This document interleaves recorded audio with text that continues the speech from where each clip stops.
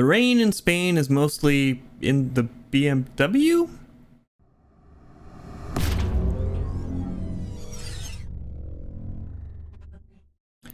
All right, so Barcelona, Catalunya.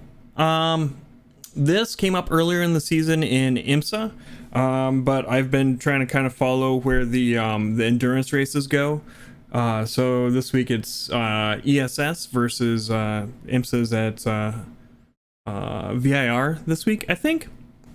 So we're coming here now, and I tried it earlier in the season when it was the IMSA race, and I had a rough time.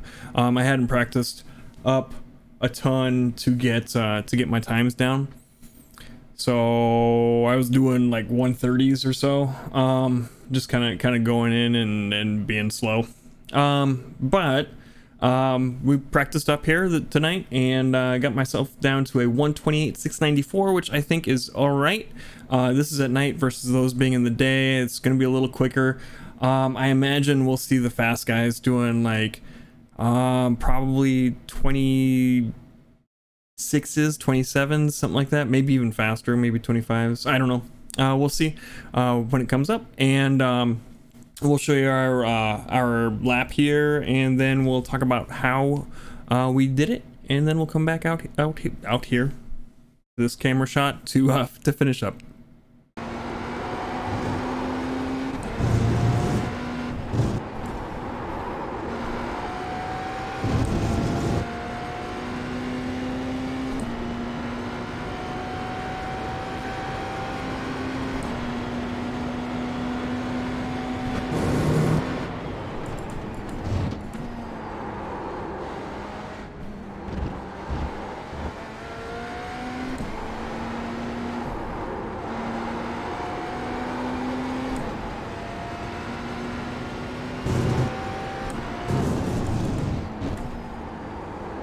Sector 1 is 2/10 off your best.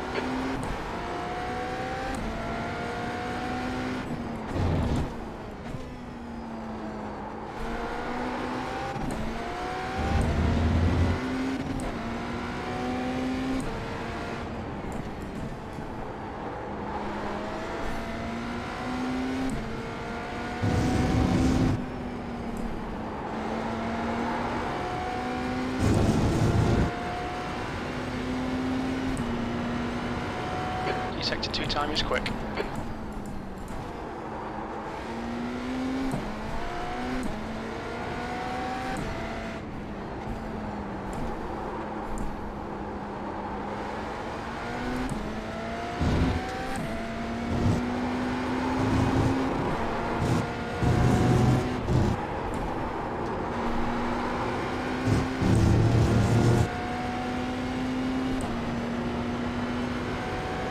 Last lap time was at 128.7. Sector 3 time is fast.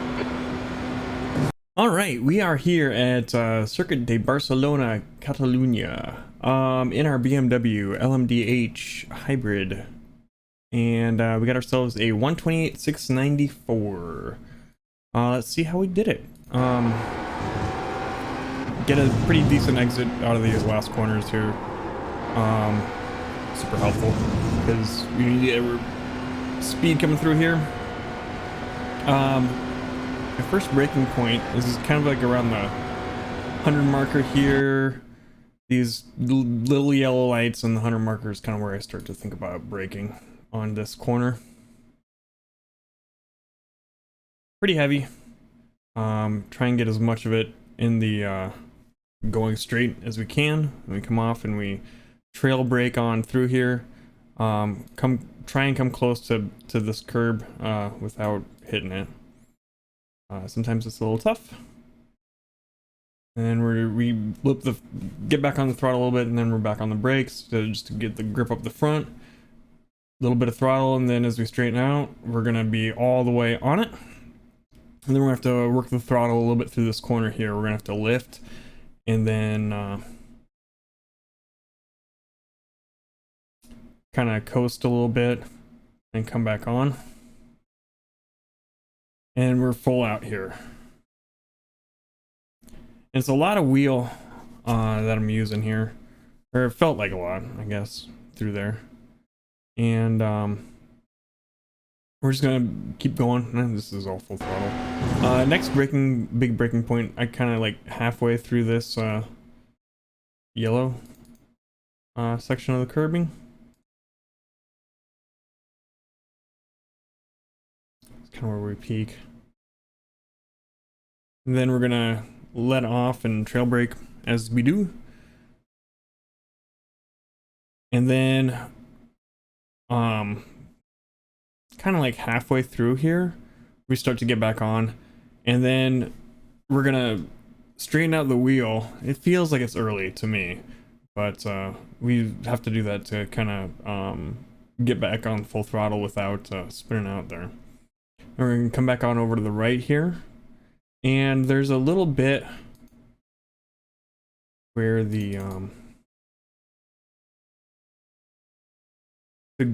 this little like bright green bit kind of scooches out a little bit, and that's kind of what I use as my braking marker there. Decently heavy on the brakes here, and then we'll just trail through this hairpin, and we'll try and get back on the gas and start feeding in the throttle as soon as we can. And then as we straighten out the wheel, we'll feed the rest of the throttle in. And then this is flat out here for a little bit. Then kind of right here, this white part of this curb here is where the next braking marker we use is.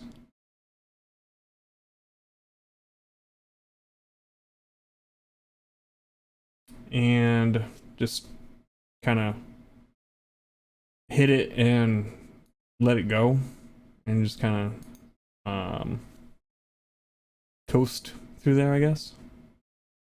I'm sounding very definitive here, I realize that. And then we're back full throttle for quite a bit of the rest of this part here. So we get here. I tried doing this a bunch of times with just lifting. I found that just like a tiny bit of brakes through here seems to help me a bit more than just lifting. Because whenever I did just lifting, I'd always end up coming out too far here and getting either a 1x or a slowdown. If you hit these cones, you get a slowdown. So that's why I end up going with that just little dab on the brakes. And then between the 100 and the 50, there's this little, I think it's a camera or radar. I'm not sure what it is. But there's this little pole here, and that's what I use for my braking point here. Might be able to go a little deeper, but that's where I feel comfortable.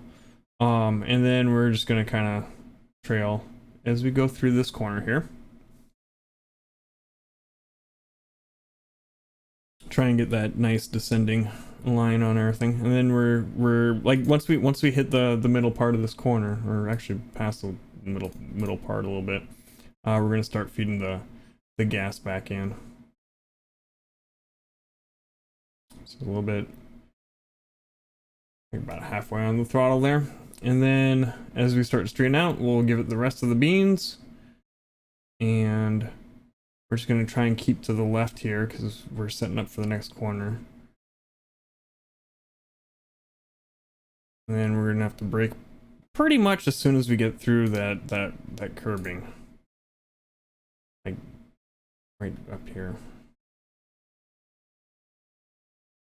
And it's just a little bit of braking as we come through this corner, and then start feeding in a little bit of throttle as we're coming out.